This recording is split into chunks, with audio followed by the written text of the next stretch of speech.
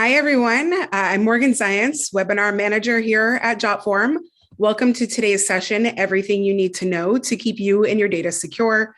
My role today is very brief. I'm just here to welcome you. I'm going to pass things over to Gene Marks and our panelists in just a moment.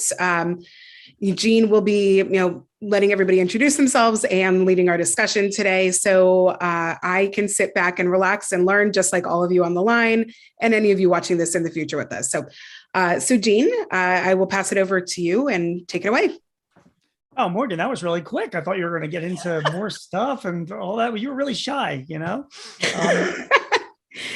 I know you're ready to get going. So, I'll leave it to you. I appreciate that. So guys, thanks very much for joining us. That's the audience. I'm not even speaking to you guys, are my fellow panelists today. If you're viewing this presentation, Morgan has said that we can go for about 4 or 5 hours, if that's okay. So just kidding. It's going to be like 30, 45 minutes is what we're going to talk about. And we really are going to cut to the chase here. I want to, we want to focus on security and cybersecurity issues. Yes, I know that, a lot of us are aware of the security issues that face us all. I mean, this has been going on for quite a long time. And this conversation is not one that, how can I say, is going to put you in a really good mood, particularly if you're a business owner. It's not really a feel-good conversation, guys, that we're about to have. And if you are a business owner with employees, spoiler alert, you're going to be walking away wondering how you're going to spend your money to make sure that your business is more secure, in 2022 and beyond. So just prepare yourself for that. But the bottom line is that it's an enormous issue that's facing all of us as business owners. I've had to wake up to it. I've got 10 employees. We haven't been hacked yet, but I see all the areas that my business is exposed, and it scares the crap out of me. So when I have conversations like this, it educates me a lot. And I appreciate my panelists for coming on. So I've got 3 smart guys here with me that are going to be talking about what they know about security. They're going to be giving us not only their thoughts on the issues that are facing us, but also some specific advice and actions to follow. So things hopefully that if you're watching this now, you can take away with it. So Eric, let me start with you. Eric McMillan, please introduce yourself. Tell us who you are and what your company does.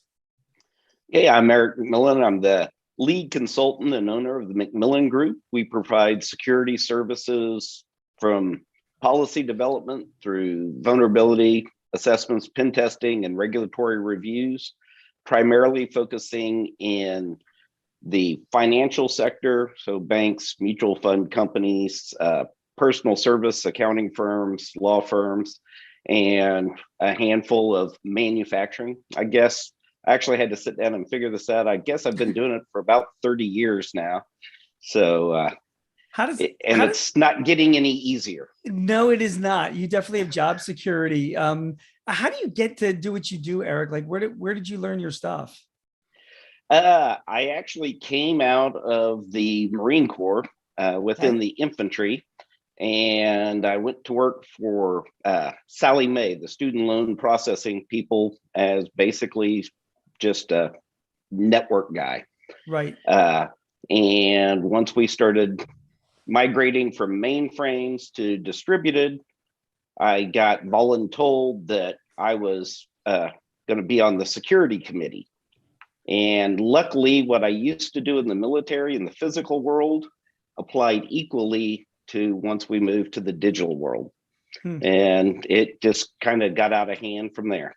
Wow, that's crazy. And is most of the work you're doing, Roman's laughing, I know. The stuff that Eric gets into, Eric, are you on the road a lot, or can you do most of your work for your clients, remotely? Yeah, depending upon what services we're doing. So if we're doing phishing testing or remote social engineering, penetration test, a lot of that we can do remotely.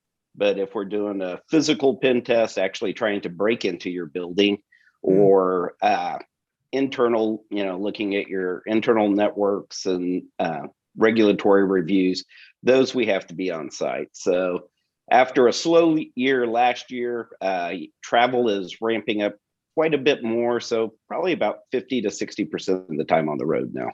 Crazy. All right. Well, thanks for joining us. Roman, you're next. Roman Kepsek, tell us a little bit about yourself and Right Networks. All right. I'm the director of firm technology strategy at Right Networks.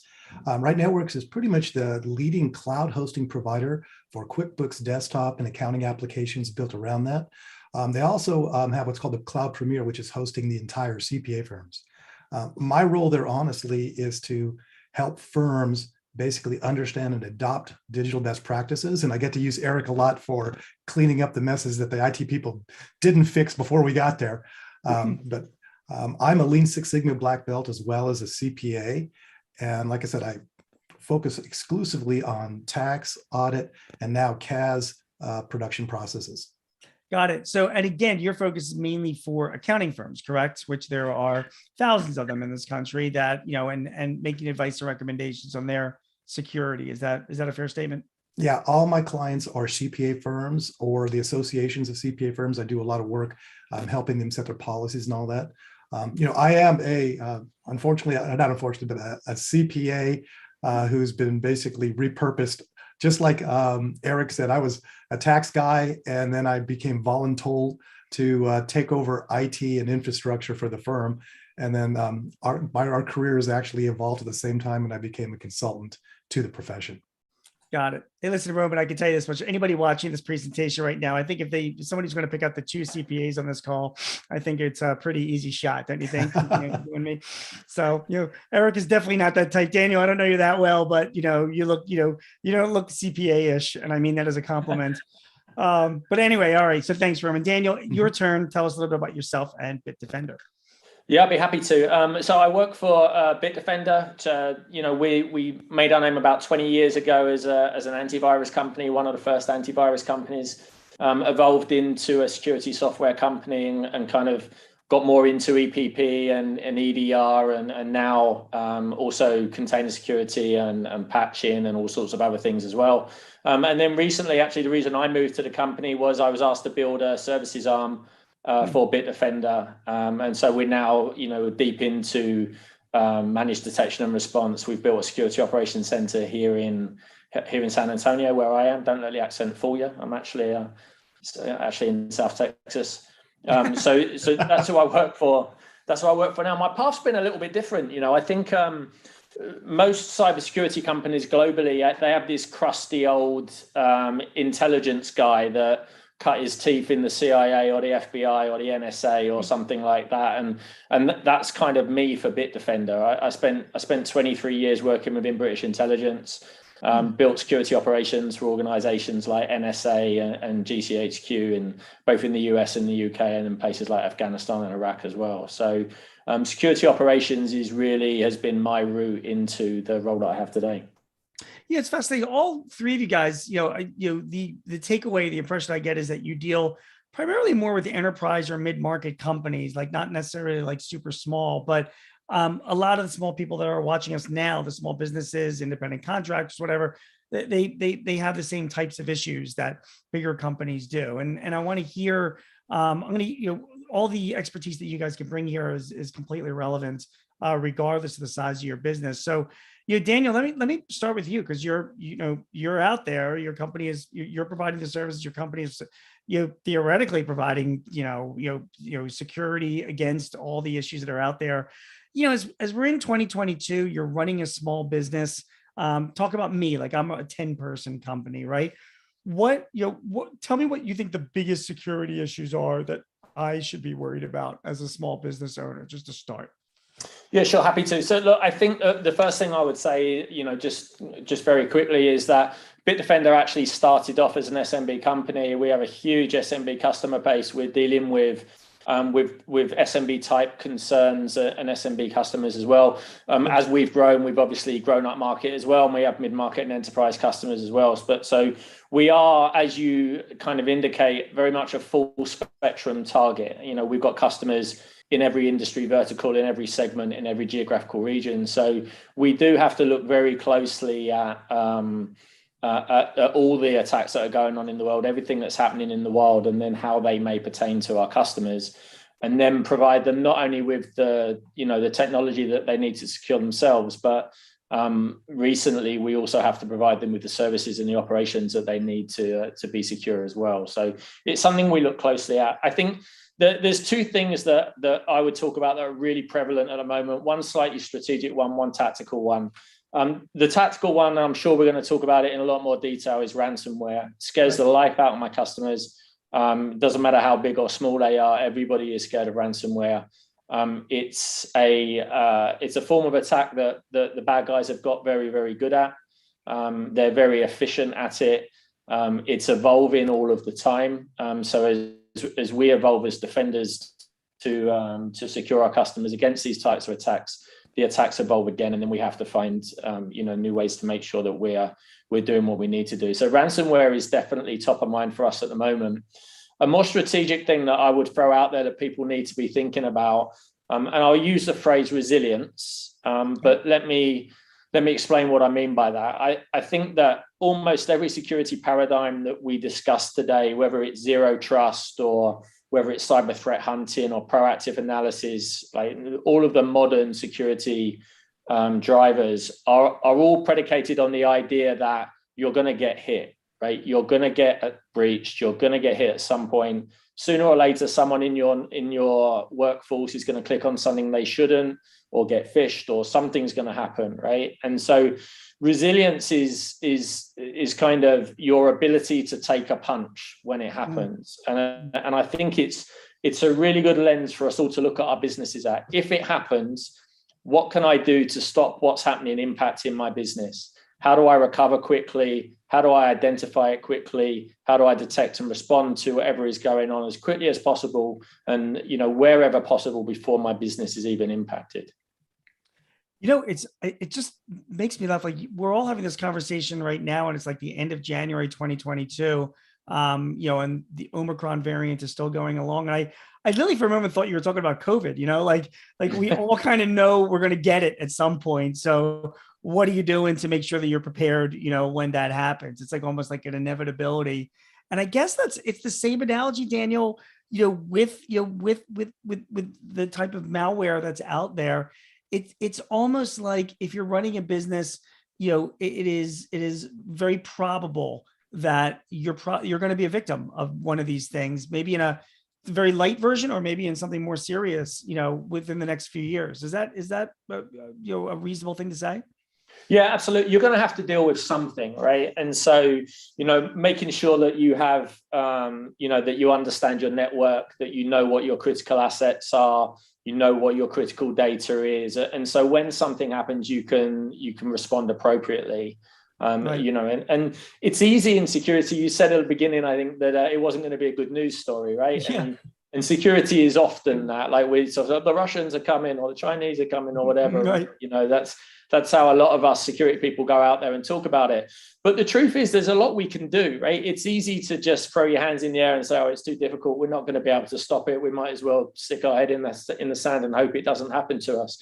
But it's really, if you accept it's going to happen, you can prepare for it, and you can understand what will it look like if it happens? How can I detect it? How can I isolate it? How can I protect the business? And we may not be able to prevent, in inverted commas, attacks from happening anymore, but we can certainly prevent business impact if we think about it properly and we understand our business well enough. Eric, who are these people that are making these attacks? I mean, you said that it gets busier and busier for you every year. I had a client a few months ago that got a ransomware attack where all their files were encrypted, and they decided to pay the ransom. And I am not kidding here. They were given a toll-free number to call the customer service department of the ransomware, hackers. It's like it's become that corporate. Who are the people that's doing this? Well, and that's what's funny, because when ransomware originally started out, we were dealing with a lot of small groups, individuals that were creating this and sending it out. And now it has evolved because it is such a money-making opportunity that they now have ransomware as a service operation. So you have like Revil out of Russia, which I just saw in the news this morning. They rolled up 6 of their people over in Russia at the behest of the US. Grand Crap is another one of these ransomware as a service. But what they're doing is, as opposed to launching so many attacks themselves, they just lower the bar for all the other cyber criminals out there that have little or no coding skills, and provide them the infrastructure, whether it be the help desk line for the people they're attacking, and the malware payloads that they send out to carry out attacks, and then they just do it for a percentage of the take that they get back. So it is highly evolved into, it's organized crime is what it is. They're just carrying it out in a different manner now. And I'm assuming, Eric, that our legal infrastructure, our government, the FBI, whatever, they're just playing catch up ball, right? I mean, very far behind what these guys are doing. Yeah, I was reading an interesting report from November 2021, which is the last month that we have really good numbers for, but just things such as malware attachments on email.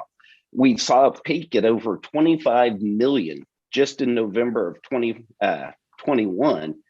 And the surprising thing to a lot of people is, because yes, we like to point at the Russians, the Chinese, the North Koreans, is the number one originating spot is coming from the US, because they're smart enough to know that, oh, well, you're using geofencing, so you're not accepting, traffic coming from countries you don't do business with. So there's enough relays that you can take over here in the United States to get around things such as that. Roman, the attacks on businesses, and we're going to get to, guys, for all of you people that are watching right now, we're going to get to ways to defend yourself, but we're painting a picture here of the environment. These attacks aren't necessarily just an employee clicking on a weird email. I mean, I wrote a few months ago about how, I think you and I talked about this on a previous webinar, Roman. Now there was a casino was hacked through a thermometer on their fish tank, because they had a dozen fish tanks on the casino floor, and all the thermometers were connected to their network, so that somebody can centrally manage the temperature of the fish tanks. And somebody hacked into one of the thermometers, because they're not very secure, which then gave them access to the network, and then boom, they were like subject to attack. So it's not just necessarily a traditional attack on email, and it's not maybe necessarily even ransomware. I mean, what other types of security issues should we be aware of besides and including ransomware? Well, of course, ransomware is the one that feels the immediate pain that's there. One side note on the ransomwares is there's actually been a 10 to 15-fold increase in that. Even if the company pays the ransomware, there's what's called a double extortion attempt. As Eric pointed out, these are professional criminals that want to monetize the data as much as possible. And so what they will do is after they've gotten all the data, they will see if they can extort actually from the clients of the business. And then if whatever money they get out of that to keep their data from going public, then they'll also auction off the data out on public forums. And so the long-term effects of ransomware can be very significant.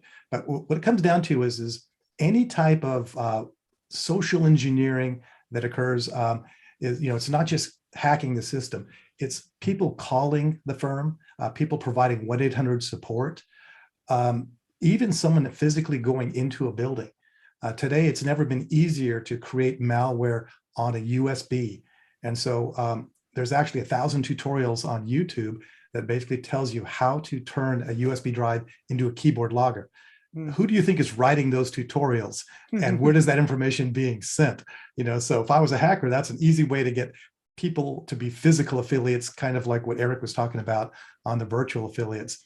And they just got to get in your building, plug in one of those tiny that are smaller than my thumbnail USB flash drives into the back of one of your computers, and the keyboard logging begins.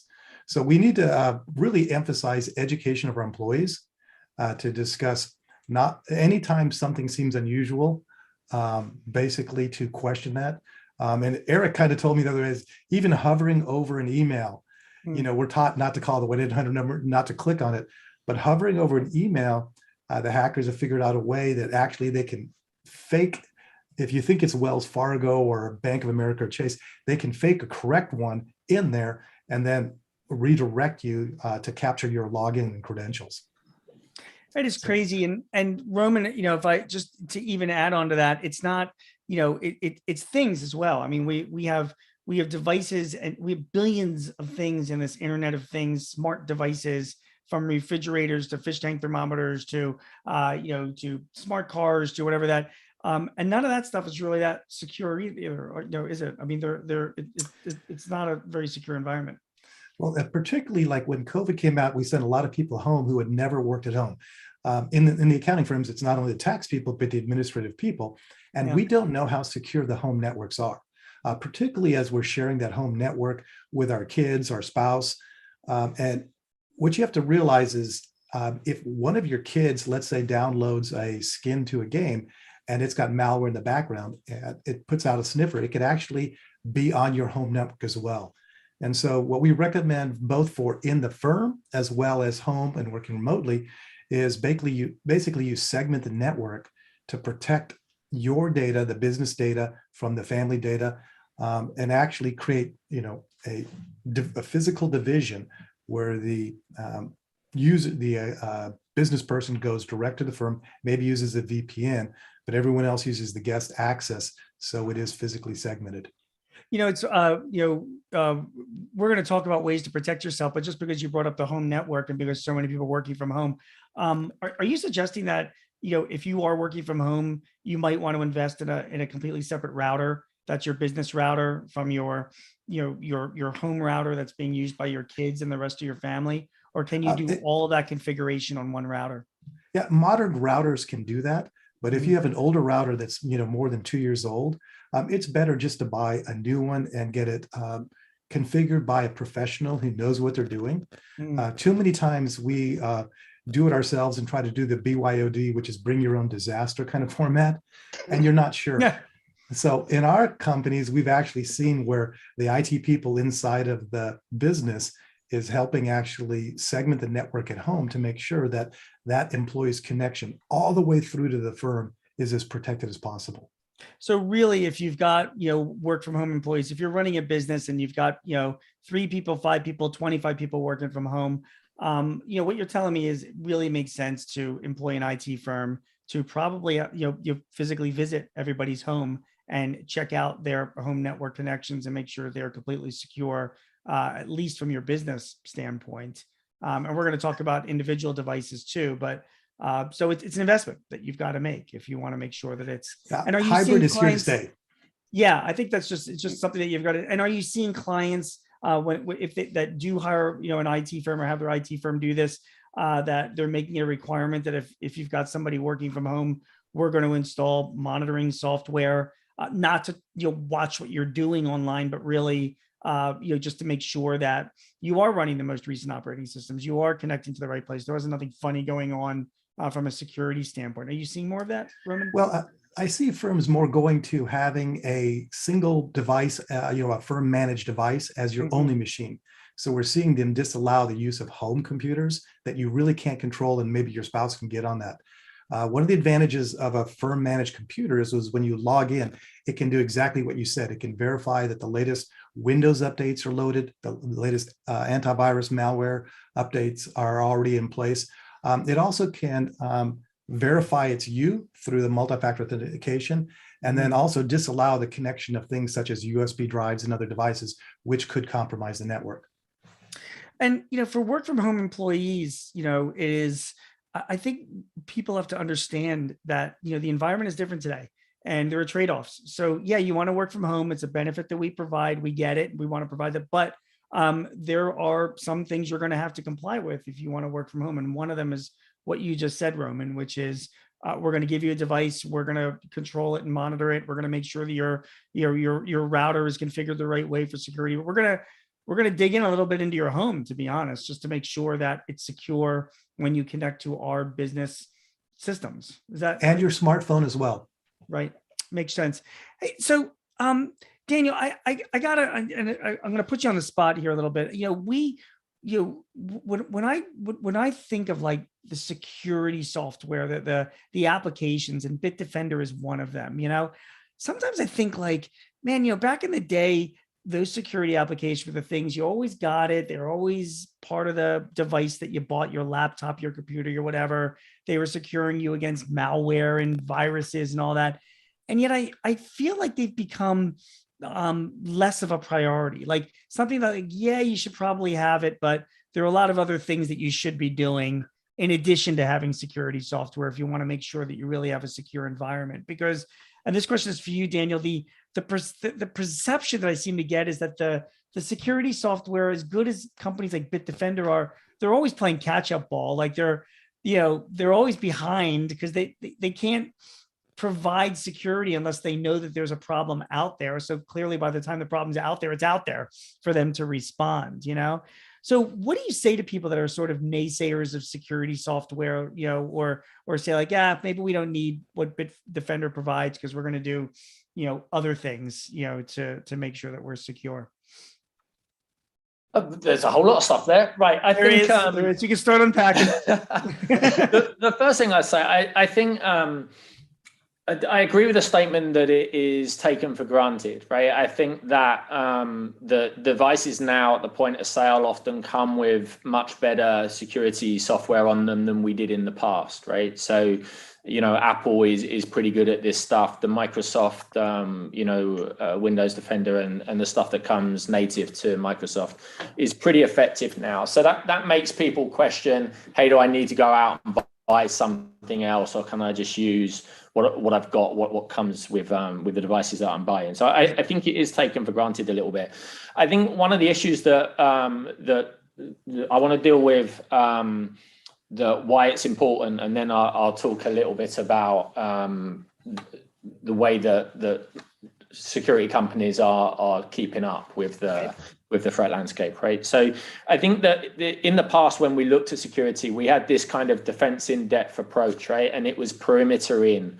And so there were all these different layers of security that started with the perimeter and then worked their way back to the individual. And that's not really how it works now, right? Security now is data out, right? It's understanding exactly where your data is, the impact of that data on the business if it were to be compromised, and then building defenses around that, whether it's through multi-factor authentication or monitoring, whatever it may be, right? So I think now having strong endpoint protection capability, strong security software in the environment is more important than it's ever been before, because it's required often to operate in a more independent way than it was in the past, when it was part of this big defense in depth strategy. Hey, if this fails, I'll get it here, right?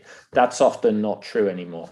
I see less of it's too hard, so I'm not going to bother with it anymore. I think that security companies have done really well adopting technologies like machine learning and artificial intelligence, so that we're not only able to react very quickly to what we see going on in the wild, being able to identify an attack. We've got 500 million endpoints out there, right? So we see attacks going on all the time. We're able to learn from those attacks very, very quickly and then apply them to secure all of our customers. But what we're also doing is using machine learning embedded in the technology to predict what the attacks will look like, right? How will they evolve, and then how do we look for that? How do we look for those attacks? And organizations, certainly Bitdefender, do it very effectively now. We're getting very good at using things like artificial intelligence and machine learning. So I would certainly dispute the idea that we can only find known badness. I think that we can identify a proportion of attacks, as soon as we see them, before we've seen them before. But the other evolution that we've seen in security over the last 3 or 4 years is that we've seen security services become much more prevalent. And the reason for that is partly because of what you said, right? We can't rely on technology alone to solve the problem. There are things that will be missed, right? We know, for example, that if an employee is phished, and a hacker is able to steal legitimate credentials to be on the network, it then becomes very difficult for a technology solution to be able to identify that, because bad guys know how the technologies work and they operate like system administrators, and so the technology doesn't block it. And so that means that a lot of the security technologies today are more about surfacing information and telemetry and data to analysts and to people who can have an overwatch of the network, understand what the network normally looks like, and then focus on finding things that are anomalous on the network, right? So I agree with what you're saying. I think that technology companies are better than you indicate, but there is definitely it is definitely a concern today that technology alone is probably not the solution. Yeah, which kind of leads me to my next question, which is that do you find yourself when you're positioning Bitdefender sort of like a cardiologist when he's advising a patient that's recovering from a heart attack? You're saying, listen, you're going to take this medication. You also need to change your diet. You need to have good exercise. Good lifestyle. All of those factors make up a healthier, better environment to limit your risk of having another heart attack. And it's the same thing with Bitdefender. You're like, listen, we can't do it all.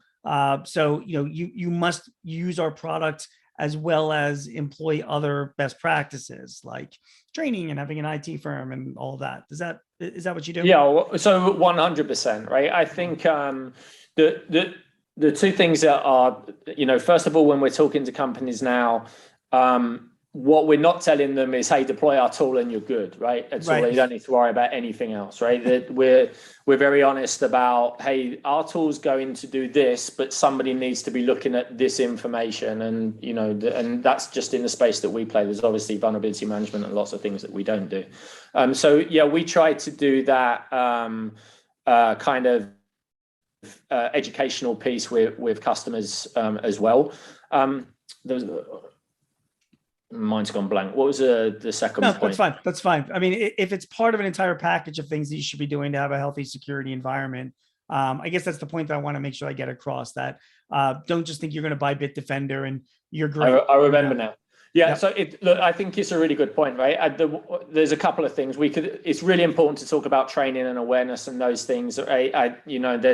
There's lots of paths that we can go down to talk about that. We don't do it well as an industry. We don't train our security people well. We don't train our work staff well. We treat everybody the same, which is crazy. Our salespeople, the way that they are going to be attacked in airports and cafes and hotels is entirely different to our developers and those people who are working in the office or at home. But we do all of the same training. The point I would make, to be a little bit provocative, is that often it isn't about how sophisticated the bad guys are, right? It's not about how good the bad guys are. It's about how stupid we are. Yeah, it's about how bad we are, right? It's about how bad the good guys are. So I would don't get too caught up in the artificial intelligence and the latest 0-day and the sophisticated things, attacking us through a thermometer in our fish tank. Those things are absolutely possible and they could happen. But I would be a lot more concerned about, do you understand your environment? Have you patched your environment? Have you updated where you need to? These are the things that we see time and time again, land big companies on the 6 o'clock news and land smaller companies in ransomware attacks and things like that. It tends to be the blocking and tackling that goes wrong. So don't neglect that. Out of fear that you just can't keep up. Yeah, I mean, I'm a dope. I'm working from home. I share my computer with my 8th grader. I'm running the Windows 95. We're haven't upgraded. I don't have any backups. I mean, there's like this basic stuff, and I'm a believer that if the the hackers that are out there, all of the millions of bots that are running right now that are looking to compromise a device, they're looking for that low hanging fruit. Like if you take a lot of the steps that you should be taking, you're not going to guarantee your security, but they'll probably ignore you. There's a higher chance of being ignored because there's so many other people like me that are dopey and they can get into my device, that much easier. So Jim, we've seen that. We've seen that happen. We've seen adversaries gain access to a network that we're monitoring, do some reconnaissance in the network and understand the amount of capability and visibility that we've got in the network and leave. Yeah. Because it isn't worth it to them, right? They're looking for easy targets, right? They're looking for low-hanging fruit. If you're more secure than the next guy, then there's a very good chance you're not going to be the one who gets attacked. To tell just a quick story, because I just wrote about this for Entrepreneur this week, Eric, there was a bank in Saudi Arabia that was hit by, I don't know if you heard about this one, but it was a voice deep fake. And what happened is that this team, it was a team of hackers. They got multiple copies of the CEO of the bank's voice from presentations that he gave and conversations. I think they actually called him a few times, like pretending they were other people, like asking for information or whatever. So they got all these recordings, and then they basically did with like over-the-counter software, did a deep fake of the guy's voice, and then called up like the CFO of the company as the guy and said, "We're doing a big transaction. I need you to transfer $35 million to this account so that we can whatever." And the CFO, after hearing the CEO's voice, because he thought it was, did. Okay. Now that's contrary to Daniel's story, because that was a lot of work that these guys put in. That was a lot of, and it was for $35 million, which was, it was a big deal. So that makes the news because that's like a wow, kind of story. What doesn't make the news is the hundreds of thousands of smaller companies that get hit every year because they're just not doing basic stuff. So Eric, I'm going to come to you and say like, all right, so you go into a typical client, and let's say it's a smaller company. Let's say it's 10 employees or 100 employees, whatever, right? What do you find? Like tell me, like, what mistakes are we making? Just like give me the basics, because it is the basics, I think, that really make a difference, right?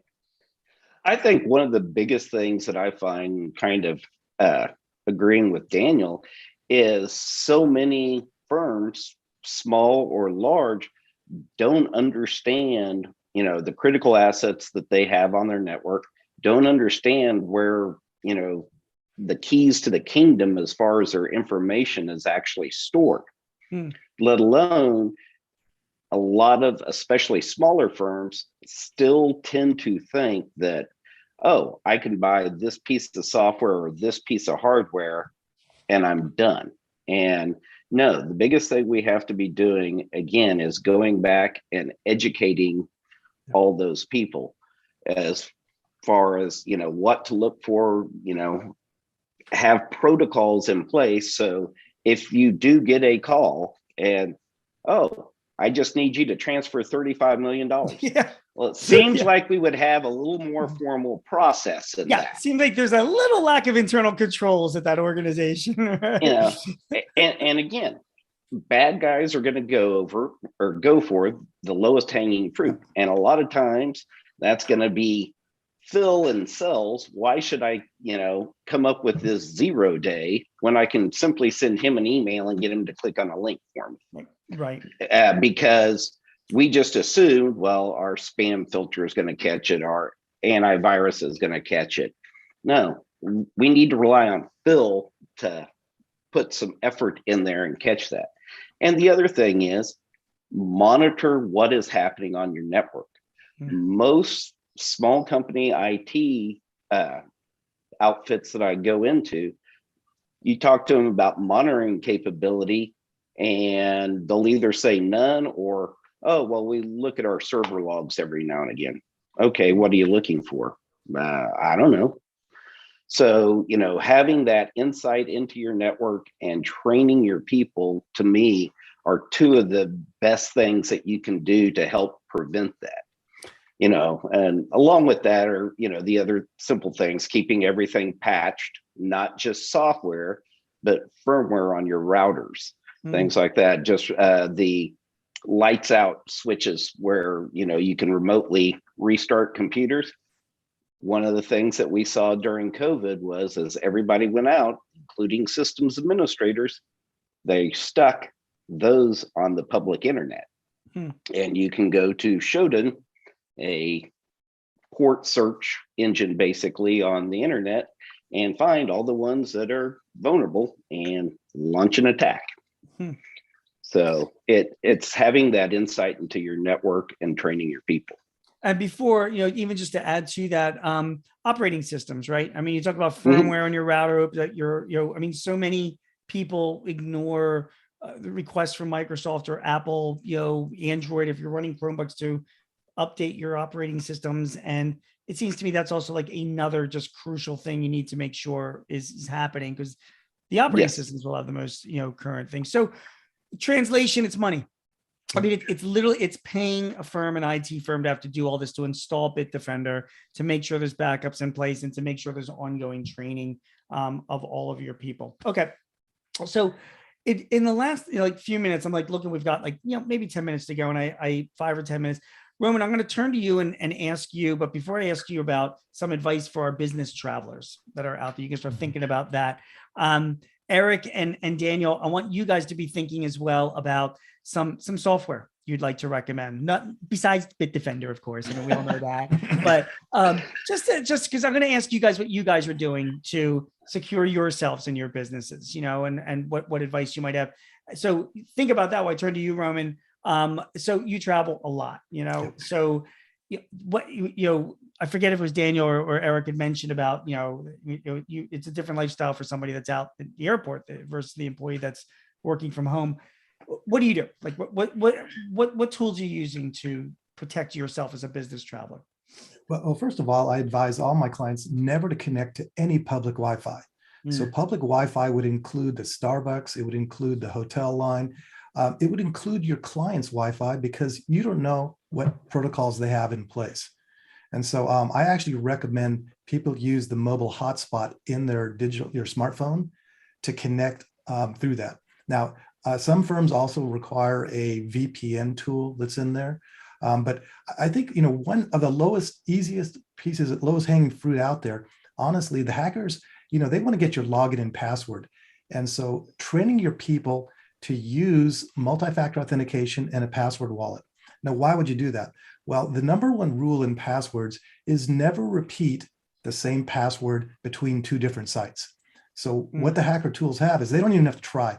If they hack, for instance, one of the hotel sites and your login and passwords there, they have AI tools that actually test that on all of the other hotel sites, as well as all of the rental car companies, as well as all of the airlines, because they know people reuse passwords. So what we recommend is if you're, anytime you're going to connect to the network, have a unique password that can't be replicated, which means using a password wallet, so that you have one master password to get into it, but it creates a unique password for every other connection to it. And then, of course, mandating the use of multi-factor authentication, so that if someone does get that login and password through credential stuffing or a brute force attack, it sends a note to your smartphone.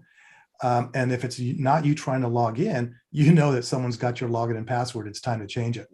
And so the IRS actually requires multi-factor authentication for anybody logging in to transfer tax data, but we think it should be required to connect to any network out there.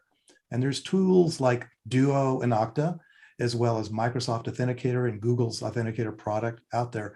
But if you do that and do complex passwords, we think that protects a lot of the end users when they're out on the road. I want to add to that, because I've been using, because of a conversation you and I had a year ago, Roman, I started using Keeper, which is a password manager. It competes with LastPass and 1Password. And the way we use Keeper is it's one place, like you just said, that stores all my passwords. For me to log in, I have to have a master password, and then it asks me to put an authentication code in, which I get from Google Authenticate. So I have to set all that up in advance. Okay. And the advantage that it gives, because people are, will see like, well, what does it do? I mean, it's just storing your passwords, but I'm like, yeah, but because I have a different password for every my critical financial sites I go to, and they're complicated ones, with symbols and, my God, Cyrillic language for all I know. And because they assign it to me, they give it to me and I use it. And then I can't remember that. It's impossible. So I have to store it somewhere central that I can then access it. And I feel a lot more secure because I'm doing that. But just, your thoughts. Multi-factor authentication is important to do. That's also not a guarantee. I mean, I hear that. So if hackers want to try hard enough, they can even get around that. Do you agree with that or not? Yeah, it is true they can get around to it, but you want to just make it as difficult as possible. I think Daniel said that earlier, or Eric said earlier, and push them on to some other person who's more gullible. And so there's no 100% protection. Makes sense. And then the other thing I have a question for you is on VPNs as well. I use TunnelBear and I use Ivacy. And, I should be saying this publicly, but Daniel been watching a lot of shows on the BBC, just saying, from the US. But anyway, tunnel bear and privacy are they seem very secure, but then I sometimes I hear people say like, VPNs really aren't as important anymore as they used to be. And then I'm like, oh, maybe should I be using these or not? I mean, it's not that they're expensive, but they do see that they provide another layer of encrypted data going back and forth between me and the world. So you would still recommend those, correct? This for you, Roman? Yes, as long as it's installed by a professional. Like I said, I deal with a lot of accountants in the field. And what we found is if they have to set up if they have to connect to a different network in a different way, they don't become proficient at it and they're never really sure.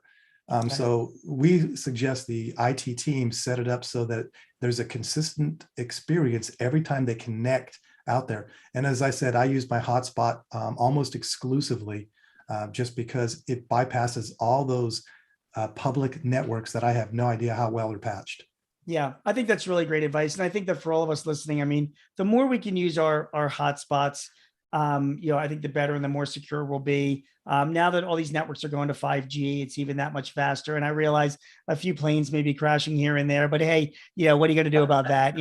At least we'll have faster internet. And that's really what matters, right? Yeah. So, I think that'll be most secure. Anything else, Roman, before I let you go? And I'm going to turn over to Eric next, with just some of his thoughts on what he's using personally. Is there any other things that you're using or any words of advice? Well, I would just say, education should be a priority. Not only in the phishing, there's companies, for instance, like KnowBe4, Cofense, that do a very Proofpoint, that do a very good job of doing phishing testing and all those things, but educating your people just on the security protocols, new threats that are out there, reminding them that it does happen. In Eric and I's world, where we deal a lot of the CPA firms, telling the firms that 60 of their peers have been hacked in the last year and they're on the public database. And sometimes they know those people, kind of makes them take a second look and take it a little bit more seriously. Yeah, that's great advice. Okay, that sounds good. Eric, let me turn over to you. Just some final thoughts for you and some final, if you have any tools or anything that you'd like to share that you personally use. And poor Daniel, you're going to be last. So like all these guys will probably give everything off. I was going to say that. Yeah. So you're like, oh, geez, you got to come up with something. But Eric, I'll give you next shot. Go ahead. Well, shockingly, here we are in 2022, and I still run into people that do not believe in full disk encryption on their laptops while they're out traveling. What is built into, whether it be Apple or Microsoft, it works, it's free, use it. It's there for a reason.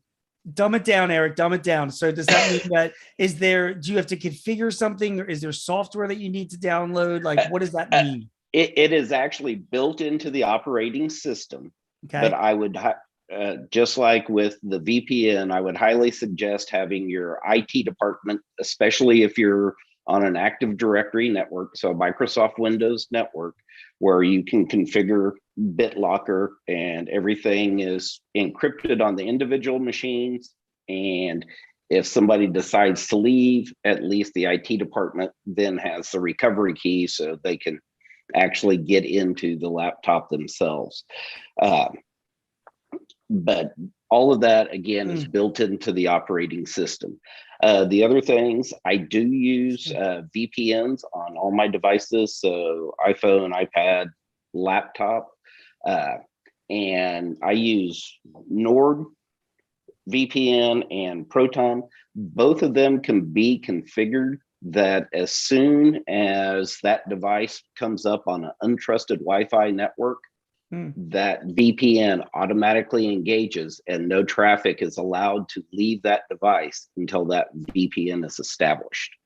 All right, that's great advice. Hey, getting back to the encryption of the disk, does that mean, I know that when we all go through devices, and let's take laptops, like I'm going to get a new laptop, I'm going to get rid of this laptop, not that you're not a bad guy laptop, but you're just getting old. And when I eventually do, you always hear that you should be, putting a nail through the hard drive, sticking an M80 in the USB drive and blowing the thing up so that nobody can touch it. Does the disk encryption protect you against that? Or do you still have to explode it? I would still suggest wiping the disk before you get rid of it. I think Okay. physical destruction, unless you're working for 3-letter agencies, is probably a little bit of overkill. Okay. But Okay. there are free tools that you can either just plug in a USB, or they still actually have the CD version for those that still have a CD drive on their device. Wow. That will actually wipe the computer clean down to DoD standard. Got it. So, but I would suggest doing that. I suggest if you have copiers or multifunction machines in your office that have hard drives, before you turn them in off lease, you wipe those drives too. Very interesting. Okay, great. Thank you. Daniel, you got last words. So hopefully we haven't taken up all of the good stuff, but what advice do you have, and what are you using? So trust the security guys to all kind of go to the same places. I was certainly thinking the same things. I would definitely underline the password manager piece. I actually use LastPass for that. Passwords are dying as a security tool. We're evolving out of them. I think multi-factor is unbelievably efficient, right? I see all the time passwords getting compromised. Bad guys, when they compromise people's passwords, they dump them on the dark web, and then other guys go and steal them, and then they use them to try and crack other people's passwords. So, these our kids' names and dates of birth and all that will soon be a thing of the past, I think. But multi-factor, it's not foolproof, nothing is, but it's very, very effective. And a lot of the time, biometrics as well, right? I mean, I believe that within the next few years it'll be fingerprints and eye scans will be. And it's getting easier, right? It's getting easier and cheaper to do things that way. But so I think that. That's really important. I was going to talk about encryption, but through a slightly different lens, right? I think that one of the things I see people do all the time is they'll send an email and say, "Hey, I'm sending you this document.